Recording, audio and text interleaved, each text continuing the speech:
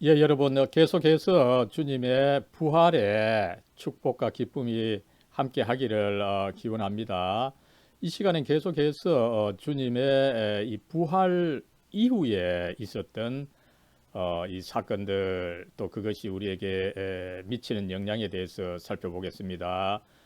지난 시간 예수님의 부활에 대해서 알아봤고, 그 다음에 부활하신 다음에 승천하시고 하나님 우편에 앉아 계시고, 그리고 또 이 산자와 죽은 자를 심판하러 오시리라, 이 사도신경의 구절에 대해서 살펴보도록 하겠습니다. 예, 지난 시간에는 이 부활을 집중적으로 살펴봤습니다. 이 하이델베르크 요리문답 45문은 부활에 다루면서 부활의 어떤 뭐 사실 혹은 부활이 어떻게 일어났느냐보다는 그것이 그리스도인들에게 어떤 혜택을 미치느냐, 그랬을 때 이 혜택이 세 가지로 주어진다. 먼저 칭의, 성화, 그리고 영화의 직접적으로 관계가 되어 있다라고 하는 것을 살펴봤습니다.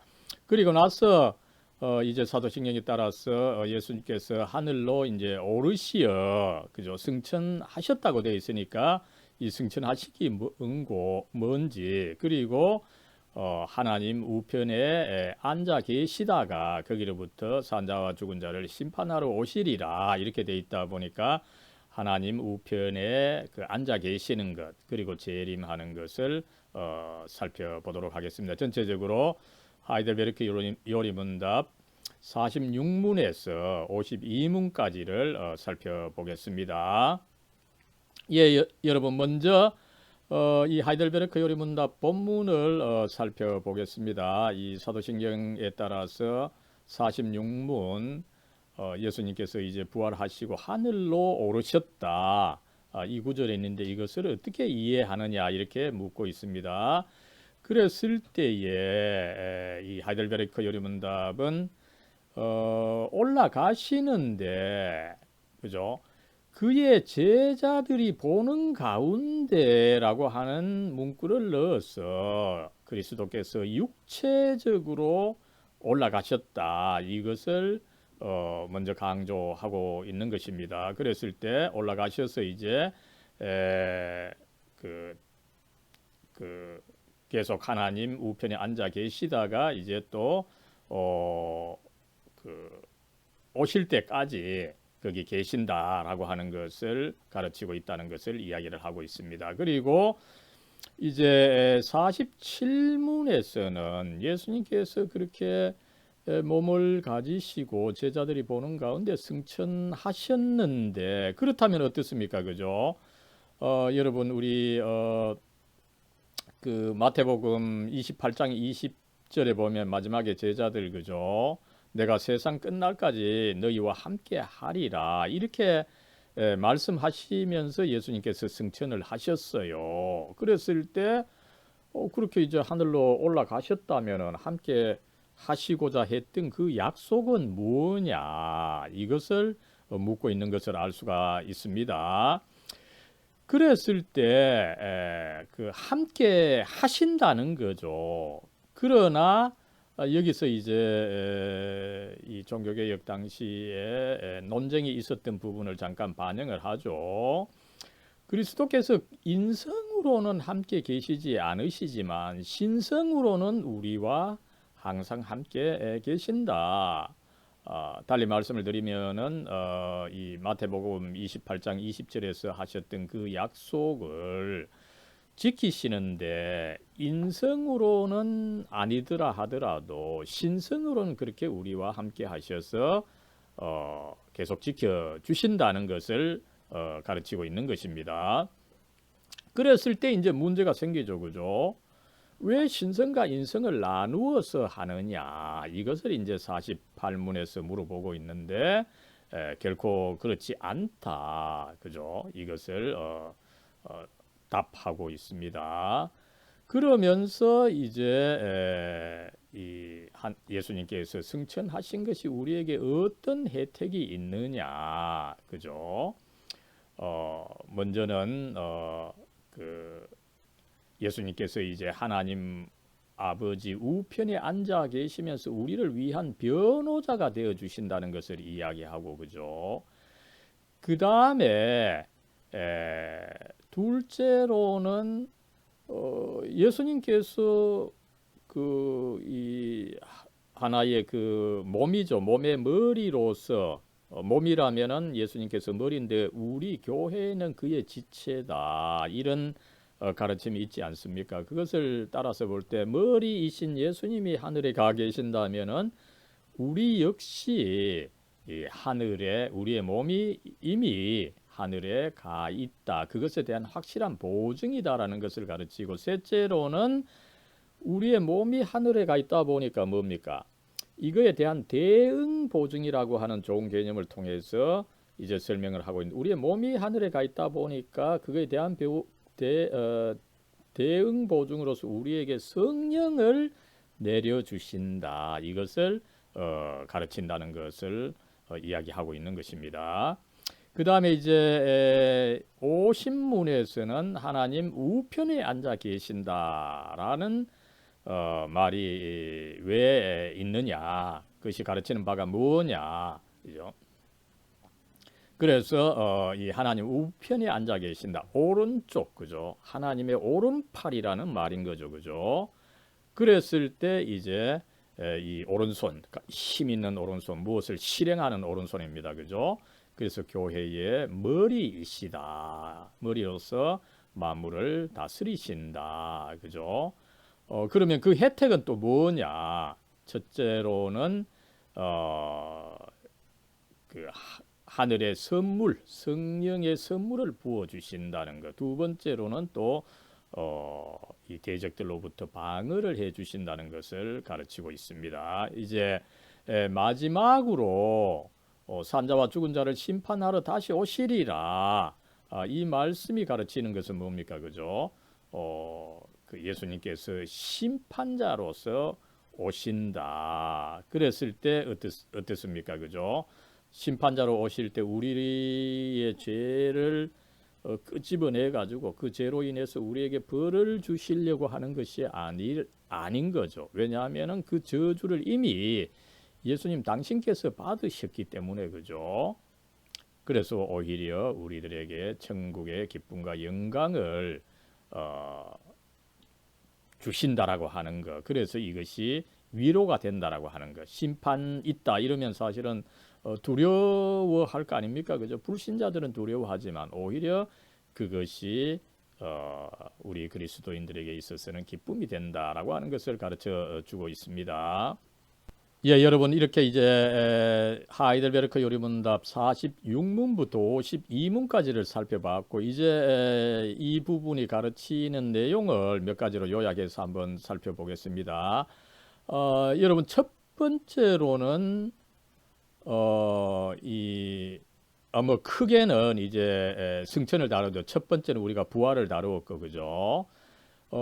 그래서 이 부분의 승천 부분에 있어서 이제 첫 번째로는 그리스도의 육체적 승천을 강조한다는 것을 이야기를 하고 있습니다. 여러분, 그리스도께서는 이 부활 후에 이제 하늘로 올라가셨는데, 그죠? 영 혹은 유령으로 가신 것은 아니라는 거죠. 그것을 이제 분명하게 뭐 성경의 표현을 빌어서 제자들이 보는 가운데, 여러분 영 유령은 어떻습니까? 그게 고스트처럼 보이질 않죠. 그러나 제자들이 보는 가운데 올라가셨다 그러면은 그 올라가신 그리스도의 그 몸이 어떤 그 실체를 분명히 가지고 있었다, 이것을 가르치고 있는 것을 알 수가 있습니다. 이렇게 해서 여러분 그리스도께서는 분명히 어떤 실체를 가지고 그 하나님 우편에 앉아 계셔서 우리들에게 혜택을 주시기 위해서 하늘에 계신다. 그리고 또 마지막 날에는 같은 육체를 가지시고 재림하셔서 이 산자와 죽은 자를 심판하신다, 그죠? 그래서 성경은 이 그리스도께서 우리와 동일한 이 육체를 가지신 인간, 부활 때도 나름대로 물론 아마 조금 지금 우리와 다른 어떤 이 몸이시긴 하셨을 겁니다. 그러나 분명히 어떤 실체를 가지셨고, 그죠? 또 나아가서 또 그 몸을 가지고 또 재림하실 것이다. 분명히 이 세상의 그 현실을 반영하는 식으로 이 세상의 현실과 다른 어떤 그 영으로 유령으로 활동하셨던 것은 아니라고 하는 것을 전반에 있어서 강조하는 것을 우리가 살펴볼 수가 있는 것입니다. 예, 그래서 이제 그의 육체적 승천을 전제하지 않고는 그의 육체적, 실제적 재림을 말하기가 어려워진다라고 하는 것을 우리는 알 수가 있는 것입니다.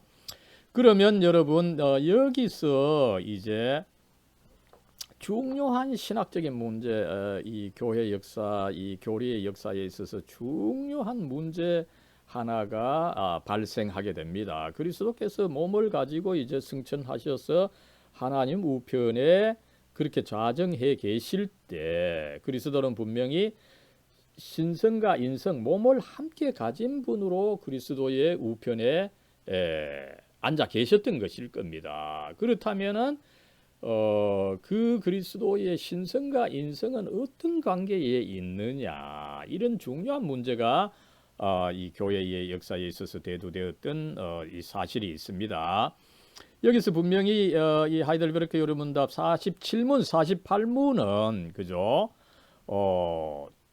조금 이해하기 어렵다 그럴까요, 그죠? 어쨌든 굉장히 흥미로운 형식으로 이야기를 하고 있는 거죠. 그러나 아무쪼록 이 하나님 우편에 앉아 계신 그 그리스도에게 있어서 이 인성과 신성의 관계, 이것이 사실은 종교개혁자들의 그 성찬식 논쟁과 관련해서 이 성찬식의 그 빵의 그리스도가 과연 어떻게 계시느냐, 뭐 크게는 육체적으로 계시느냐 아니면 영적으로 계시느냐, 이 문제가 이제 그 그리스도께서 하나님 우편에 앉아 계실 때 그 신성과 인성과의 그 관계가 서로 결부되어 있다라고 하는 것을 우리는 알 수가 있는 것입니다.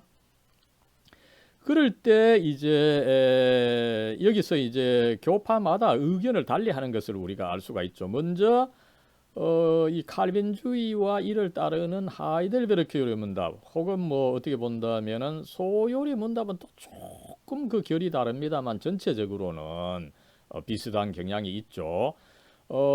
이 신성과 인성을 나누어 생각을 하면서 하나님 우편에 앉아 계신다라고 할 때 그때 그의 신성은 그의 인성이죠.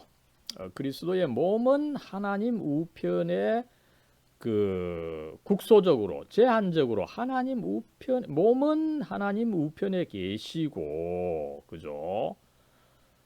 오히려 이제 그렇게 계시기 때문에 몸은 편재하지 않는다는 거죠. 몸은 지금 우리와 함께 하시는 것은 아니다. 어떻게 보면 굉장히 그 합리적으로, 그죠? 몸이라고 하는 것은 여러분 뭐 철학적으로 연장을 가진다, 그죠? 분명히 어떤 장소를 차지하고 있어요. 그렇다 보니까 이 그 보편적으로 있기가 어려운 것이 이 몸, 아니면 물리적 이 존재들의 어떤 이 한계인 거죠.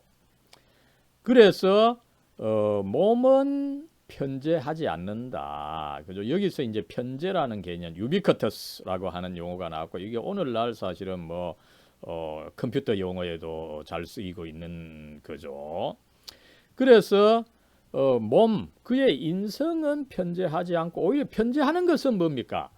그리스도의 성령, 그리스도께서 이제 하나님 우편에 몸으로 하나님 우편에 앉아 계시고, 오히려 그의 성령이 편재하게 되고 그의 성령이 우리와 함께 하신다, 즉 성찬에도 함께 하신다, 이런 가르침을 이제 그 칼빈주의 진영에서 내었고 하이델베르크 요리문답은 이 칼빈주의를 반영하고 있다는 것을 우리는 알 수가 있는 것입니다. 조금 더 설명을 드리면 그죠? 48문이 먼저 이 질문을 하고 있죠. 예, 여러분, 이 48문에서 이제 승천하셔서 하나님 우편에 앉아 계시는 그 그리스도의 그 신성과 인성의 관계, 이것이 이제 성찬 이해에 큰 영향을 미치다 보니까 이 문제를 이미 종교개혁 초기 그죠? 굉장히 그 초기입니다. 그때 이제 이 성찬에서의 그 빵의 그 해석에 대해서 의견을 달리하던 이 츠빙글리와 루터가 서로 이 마르부르크에서 독일의 마르부르크에서 만나서 이 논쟁을 했습니다. 그래서 유명한 이 마르부르크 논쟁인데 그죠?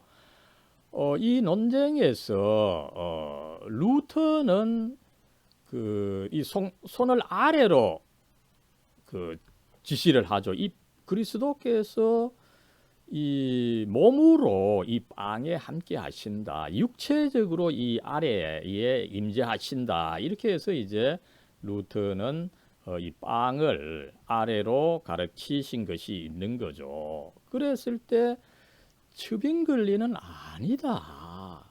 예수님께서 거룩한 분인데 이 타락에 있는 육체 이 지상에 그렇게 함께 하는 것이 아니다. 그래서 결국 그리스도께서는 몸으로는 그 하늘에 계시고 땅에는 계시지 않는다. 이것을 이제 강조하면서 츠빙글리는 우선은 뭡니까? 이 성찬식이라고 하는 것은 그 빵에 함께 있는 어떤 그 그리스도를 먹는 것이 아니라 성찬식이라고 하는 것은 그리스도께서 가지셨던 그 최후의 만찬, 그죠?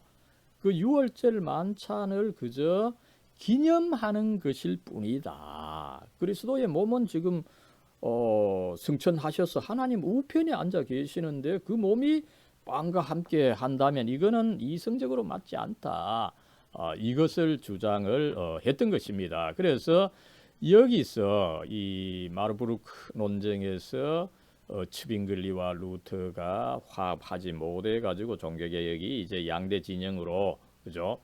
루터파와 스위스 개혁파로 진행이 되었고 이 스위스 개혁파에서는 오히려 이제 칼빈이 이것을 츠빙글리의 정신을 계승하면서도 칼빈은 어떻게 생각했습니까? 그죠? 이 양자를 사실은 종합하는 거죠. 츠빙글리는 그리스도의 몸은 지금 하늘에 계시기 때문에 이 빵과 함께 할 수 없다 이랬지만은 칼빈은 어떻습니까? 그죠? 몸은 하나님 우편에 앉아 계시고 그리스도께서 오히려 그의 영이 편재하신다. 그래서 루터 장신도 몸이 이 빵에 함께 한다 이러지 말고 오히려 거기에는 그리스도의 영이 함께하는 것으로 좀 바꾸는 것이 좋지 않겠느냐. 아마 이런 제안을 하는 의미에서 이 칼빈은 이 양자의 의견을 종합해서 오히려 그리스도의 육체적 임재가 아니라 영적 임재를 주장을 했고 그래서 이 개혁교회 장로교회는 이 입장을 받아들여서 한편으로 뭐 이 츠빙글리의 기념설도 가르치고 다른 한편으로 또 이 칼빈의 영적 임재설을 가르쳐 온 역사가 있는데 하이델베르크 요리문답은 바로 이 영적 임재설을 견지하고 있는 것을 우리가 여기서 살펴볼 수가 있는 것입니다. 예, 그래서 이 하이델베르크 요리문답 48문은 그렇게 해서 이제 그리스도께서 몸으로는 하나님 우편에 앉아 계시고 그죠? 거기에 몸은 거기에 제한되어 있고 오히려 편재하는 것은 그의 몸이 아니라 그의 영이다. 이랬을 때 이제 그러면은 그리스도의 몸은 거기 있고 영은 또 이렇게 떨어져 있다면 그것이 양자의 신성과 인성의 분리를 의미하는 것이 아니냐 이랬을 때 아니라는 거죠. 왜냐하면은 이 그리스도의 인성, 몸이 하나님 우편에 앉아 계시고 그의 신성이 이렇게 떨어져 있다 하지만 연결되어 있다는 거죠. 그죠? 연결되어 있고 그 인성 안에 같이 있기 때문에 서로 연결이 되어 있기 때문에 분리를 의미하는 것은 아니다. 그죠? 이것을 강조하고 있는 것을 알 수가 있습니다. 아무쪼록 이 부분에 있어서 하이델베르크 요리문답 그리고 뭐 전반적으로 개혁 신학은 이 성찬, 특별히 그 빵에 임재하는 것은 그리스도의 몸이 아니다. 육체적 임재가 아니다. 그의 영이다. 그죠? 그래서 영적 임재론을 가르치면서 어떻게 됩니까? 그죠? 우리가 이 성찬의 빵을 먹을 때 이 빵과 함께하는 성령을 통해서 하나님 우편에 앉아 계시는 그리스도의 몸과 연합한다. 이 교리를 가르치고 있는 것을 알 수가 있습니다. 뭐 앞에서도 말씀을 드렸습니다만은 이 장로교회 개혁교회는 또한 이 기념설, 그죠? 이 성찬은 그리스도의 그 마지막 만찬, 6월절 만찬을 기념하는 것이다라고 하는 것도 가르치고 소요리 문답은 바로 이것만 가르치는데 뭐 전반적으로 보면은 이 개혁교회 장로교회에서는 기념설과 더불어 영적 임재론을 함께 가르치고 있다 이렇게 알아두시면 좋겠습니다. 여러분 그랬을 때 이 영적 임재론은 이미 뭐 앞에서도 이야기를 했습니다만 그죠? 가톨릭 교회의 화채설과 다른 것이죠. 그죠? 화채설은 뭡니까? 빵이 변화해서 그리스도의 몸이 된다는 것입니다. 그죠? 그리고 이 가톨릭 교회에서는 이것을 예배의 그 핵심으로 치는 거죠. 가톨릭 교회에서 예배 미사에서는 오히려 사제가 그 빵을 제사 드리시듯 높이 드릴 때 그죠. 그리고 축사를 할 때 그 빵이 그리스도의 몸으로 변하고 그 그리스도의 몸을 이제 성도들이 먹을 때 그리스도와 연합한다. 이 화채설을 가르친 바가 있습니다. 그러나 종교개혁자들은 뭡니까? 빵이 그대로 있는데 그죠? 성찬식에서 빵이 그대로 있는데 그것이 그리스도의 몸으로 변한다. 이건 마술적이라는 거죠. 그러다 보니까 먼저 루터는 그 화채설이 아니라 그 빵에 그리스도의 몸이 함께 한다는 것이에요. 그죠? 몸이 그러면 어떻게 할 수 있습니까? 그리스도의 몸은 하나님 우편에 지금 앉아 있는데 그 하나님 우편에 앉아 있는 몸이 어떻게 이 빵과 함께 한다는 것입니까? 그죠? 그랬을 때 어쨌든 그게 공제다. 어쨌든 그 신비로운 것이다. 이렇게 이제 가르치니까 먼저 츠빙글리는 화채설도 마술적이고 공제설도 마찬가지로 마술적이라는 거죠. 그 그리스도의 몸이 함께 보이지 않는데, 그죠? 그것을 그 빵을 그리스도의 몸이라고 하면은 이 성도들에게 마술을 가르치는 것이다. 오히려 성경에 보면은 이 성찬식이라고 하는 것은 츠빙글리가 말하기를 단순히 이 6월절 만찬, 예수님의 마지막 만찬을 기념하는 것이다. 그러나 이렇게 했을 때 아까도 이야기를 했지만은 그 루터파의 공제설, 그죠? 이 그리스도의 몸이 빵과 함께 한다는 여기에 나름대로 의미가 있습니다, 그죠? 칼빈은 그래서 루터의 견해를 받아들이면서 오히려 승화를 하죠, 그죠? 함께 하는 것은 이 빵과 성찬식에서의 그 빵과 함께 하는 것은 그리스도의 몸이 아니다. 오히려 그리스도의 영이시다. 성령이시다. 그리고 그리스도의 몸은 계속해서 하나님 우편에 앉아 계시는 것이다. 이렇게 종합을 해서 가르친 역사. 그래서 개혁신학 장로교회에서는 영적 임재설과 더불어 기념설을 가르치고 있다. 이것을 우리는 여기서 한번 확인할 수가 있고 이것은 여러분 나중에 그 성찬론에서 다시 한번 상세하게 설명을 하도록 하겠습니다. 예, 여러분 그렇다면 이제 예수님께서 몸으로 승천하셔서 그죠? 몸으로 지금 하나님 우편에 앉아 계실 때에 그 혜택이 뭐냐? 이 하이델베르크 요리문답은 단순히 뭐 교리의 추상적 측면보다 그것이 우리에게 어떤 의미가 있고 어떤 혜택을 주느냐 이것을 강조하고 있는 것을 우리가 여기서 또 한번 확인할 수가 있는 것입니다. 예, 먼저 이제 그 세 가지의 혜택이 있다 이렇게 설명을 하고 있죠. 하나님 우편에 앉아 계시면서 그죠? 뭐 가만히 계시는 것이 아니라 예수님을 믿는 우리 그리스도인들 그죠? 이 우리의 변호자, 보혜사가 되어 주신다 그죠? 여기서 변호자 그죠? 굉장히 법적인 용어입니다. 이 성경과 더불어서 이 그리스 로마 문화권, 이 유럽 문화권은 굉장히 그 관계를 법적으로 그 따져보는 그런 측면이 강한 거죠. 그랬을 때 우리가 이제 하나님 앞에 죄인으로 나아간다면은 이 죄인을 하나의 변호사처럼 우리를 그 알아주시고 도와주시는 역할을 한다. 그렇게 할 때에 그 하나님 우편에 앉아 계셔서 바로 하나님과 대면하셔서 이 변호자 일을 하시기 때문에 확실히 해 주신다. 이것을 우리는 알 수가 있는 것입니다. 즉 뭡니까 그죠?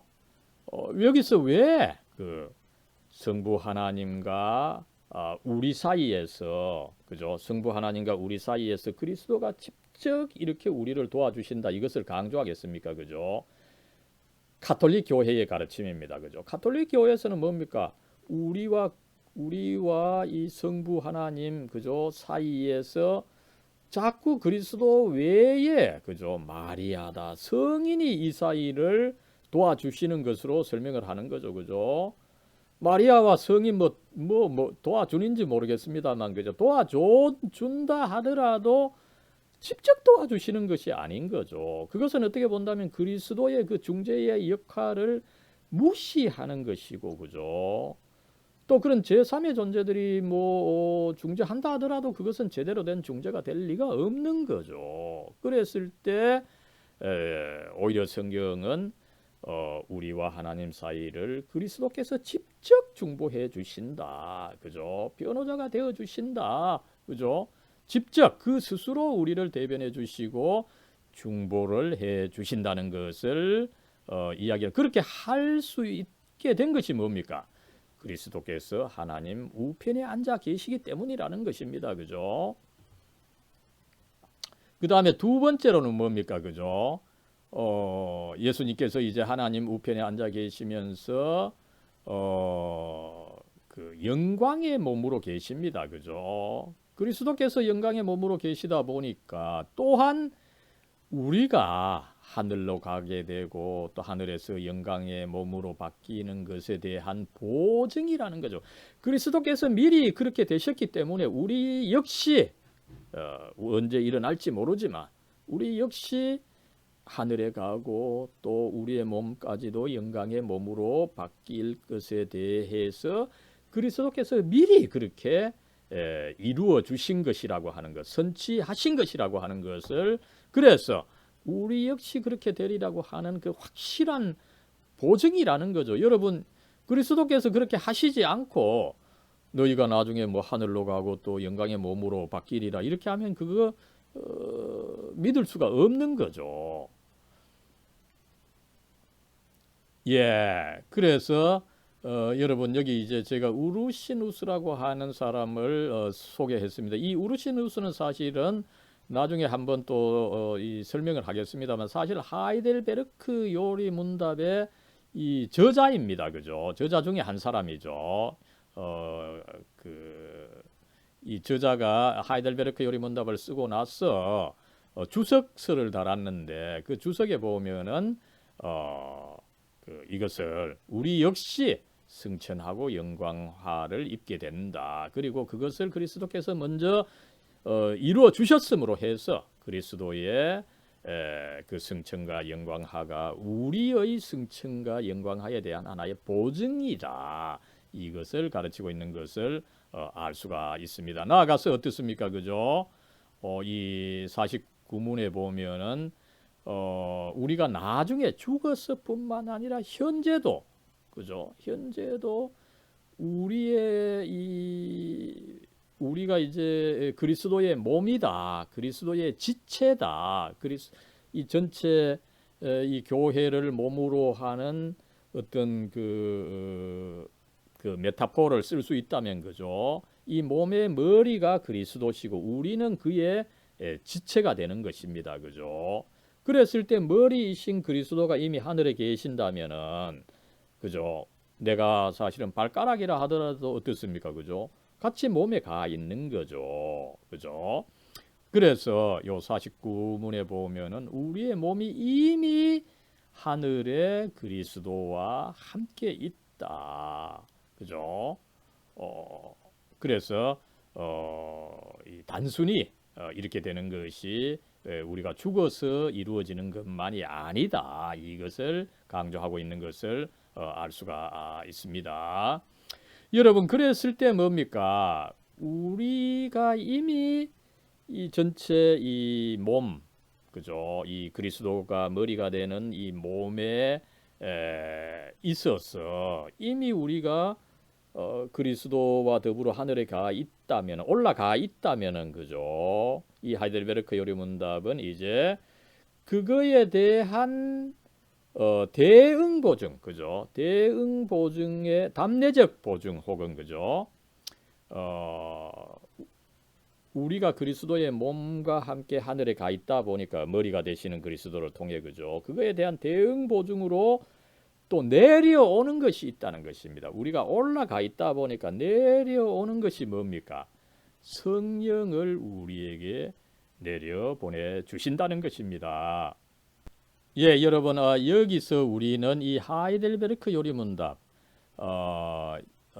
이 1563년에 이 독일에서 이 작성이 되었고 그죠. 그 다음에 이제 독일 및 스위스, 네덜란드 이 개혁교회에 그 분명하게 이제 표준적 그 교리로서 받아들여진 이 하이델베르크 요리문답 그죠. 이 16세기 후반이지만 굉장히 그 논리적, 기하학적으로 생각하고 있는 것을 우리가 여기서 한번 살펴볼 수가 있는 거죠. 우리가 이 그리스도의 몸을 따라 올라갔을 때 또 내려오는 것으로 성령을 주신다. 그죠? 올라감과 내려감. 그 다음에 이제 뭐 소요리 문답도 마찬가지였죠. 그죠? 그리스도께서 낮추시는 것 그리고 올라가시는 것 비하와 승비라고 이제 이야기를 합니다만 그죠? 이런 식으로 굉장히 논리적으로 기하학적으로 교리를 풀어 나가고 있는 것을 여기서 한번 확인할 수가 있는 것입니다.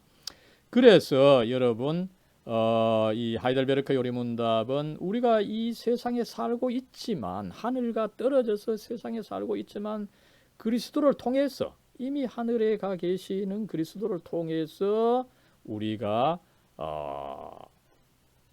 그 하늘의 삶, 뭐 요한복음은 그래서 영생이라고 가르치죠, 그죠? 하늘의 삶을 누릴 수 있게 된다라고 하는 것을 가르치고 있는 것입니다, 그죠? 그랬을 때 그 말은 조금 더 구체적으로 뭐를 뜻합니까, 그죠? 우리가 이 땅에 살지만 땅의 것에만 의지하지 않고 오히려 눈을 들어서 하늘을 보면서 그죠? 이 하늘의 것을 구하게 된다. 이 성경에서 굉장히 그 강조하고 있는 바죠, 그죠? 그래서 성화를 지속하면서 여러 가지 근심이 있지만 그래도 기뻐하면서 우리가 나아갈 수 있다라고 하는 것을 가르치고 있는 것입니다. 여러분 이제 이 그리스도께서 이렇게 승천하셨고 조금 더 구체적으로 이제 하나님 우편에 앉아 계시는 거 그죠? 그리고 재림하시는 거 한번 살펴보겠습니다. 하이델베르크 요리문답은 이 그리스도께서 하나님 우편에 앉아 계시면서 삼중 직분을 수행하신다. 그죠? 하나님 우편에 앉아 계시면서 그저 가만히 계시는 것이 아니라 일을 하시는데 그 일을 세 가지로 그 나누어 볼 수가 있다는 거죠. 먼저 어떻습니까? 그죠? 하나님 우편에 앉아 계신다. 그죠? 이게 이제 사실은 우편이라고 하는 거 오른쪽이라는 말입니다만, 그죠? 정확하게는 뭡니까? 영어로는 He sits on the right hand of the God the Father. 그죠? right hand입니다. 그죠? 더 정확하게는 하나님 오른손 편에 앉아 계신다 이 뜻입니다. 그러나 이 오른손 편이라고 하는 말이 좀 길고 복잡해서 우편이라고 하는 말로 우리말에서는 번역해서 고백하고 있습니다만, 그죠? 그랬을 때 그죠? 오른손입니다. 그죠? 오른손이 뭡니까? 그죠? 그 하나님께서 일을 하시는데 우리가 그 일을 할 때 주로 이제 오른손을 쓰는 것처럼, 그죠? 하나님의 뜻을 실행한다. 오른손으로 확실하게 실행한다. 이 뜻이 사실은 하나님 우편에 앉아 계신다. 오른손 편에 계신다. 이 뜻이 가지고 있는 것을 우리가 알 수가 있습니다. 그래서 이 오른손이라고 하는 것은 통치한다, 다스린다 이 뜻이 있는 것입니다. 그죠? 통치한다, 다스리는데 그저 그리스도께서 아무렇게나 통치하시는 것이 아니라 하이델베르크 요리문답은 교회의 머리가 되시는 그리스도, 그죠? 그리스도가 교회의 머리이시기 때문에 교회의 머리이신 그리스도를 통해서 만물을 다스린다는 것을 가르치고 있는 것입니다. 그리고 또 어떻습니까? 그죠? 다스리시는데 나아가서 또 성령을 통해서, 그죠? 우리들에게 이 하늘의 선물을 부어 주시고 또한 이제 대적들로부터 우리를 방어해 주신다. 이것을 50문과 51문에서 가르치고 있는 것을 알 수가 있습니다. 여기서 우리는 그리스도께서 그 행하시는 세 가지 직무를 살펴볼 수가 있다는 거죠. 먼저 왕직입니다. 그죠? 여러분, 이 그리스도의 삼중 직무는 다음에 그리스도의 사역을 논의하면서 조금 더 구체적으로 제가 말씀을 드리겠습니다. 먼저 왕직인데, 그죠? 이 하나님의 권위, 이 하나님의 우편 앞에서 말씀을 드렸습니다. 그죠? 이 하나님의 그 우편, 하나님의 오른손편에서 하나님이 하시는 그 오른손의 일, 이 하나님의 통치, 그 왕직을 수행하신다. 이것을 이야기를 하고 있는 거죠. 그러나 그 왕직을 수행하실 때 뭐 추상적으로 하시는 것이 아니라 그의 그 교회의 머리가 되시는 그리스도를 통해서 하신다는 거죠. 그리고 그리스도를 통해서 이 교회의 머리가 되는 그리스도를 통해서 하신다라고 할 때 또 아무렇게나 하는 것이 아니라, 그죠? 그의 말씀과 성령의 사역이라는 것입니다. 그죠? 그래서 이 말씀과 성령의 사역을 통해서 만물을 다스리신다. 일단은 전체적인 개념, 큰 개념에서 먼저 만물을 다스리는 것을 이야기를 하고 그 다음에 예언자직을 통해서는 오히려 우리 교인들을 다스리는 것을 이야기를 하고 있는 거죠. 그죠?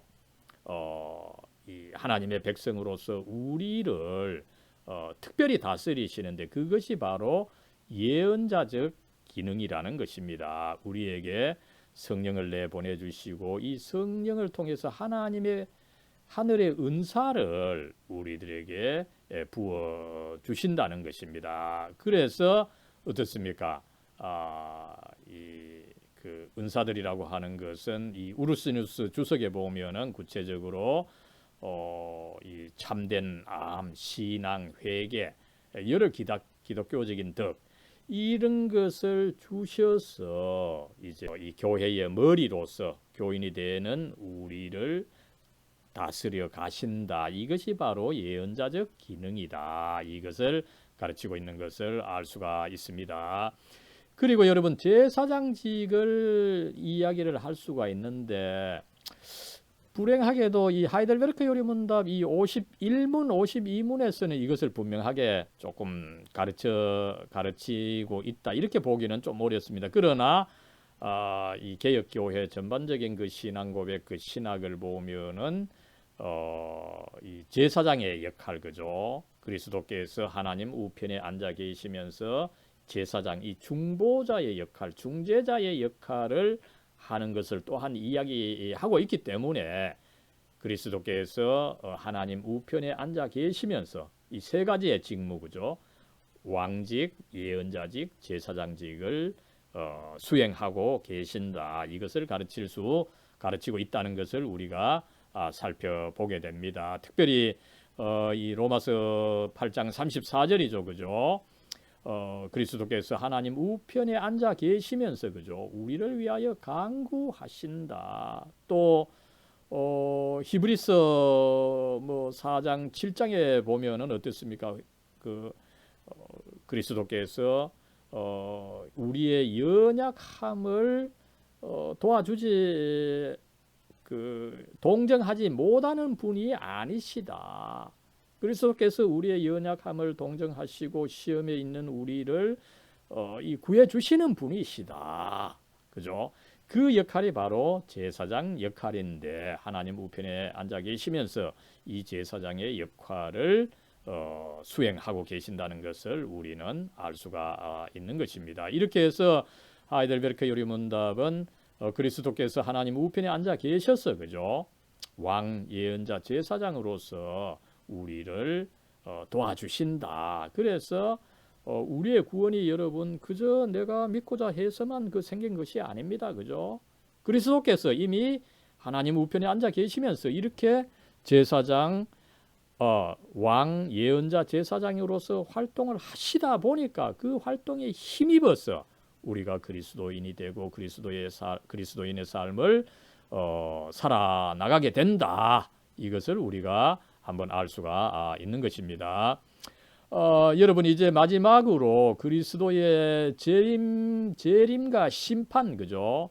여러분 그리스도께서 다시 오시는데 재림하시는데 분명히 심판하러 오신다. 그죠? 이 심판 사성은 사실은 유대교와 기독교의 핵심입니다. 그죠? 여러분 이 하나님께서 심판하신다. 그죠? 이것을 우리가 인정하지 않는다면은 뭐 하나님 그저 뭐 어떤 참 하나님이 아닌 거죠. 그런 심판하시지 않는 하나님은 참 하나님이 아니십니다. 그죠?